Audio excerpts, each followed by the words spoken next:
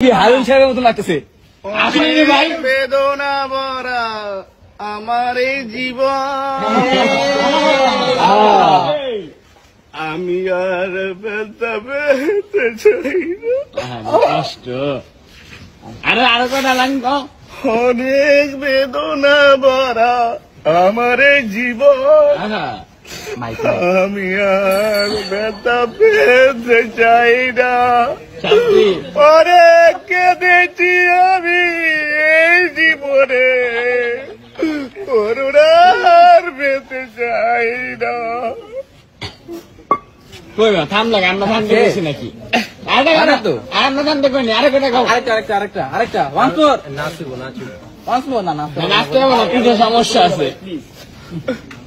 তাড়াতাড়ি মামা তাড়াতাড়ি ভাই করো না ভাই,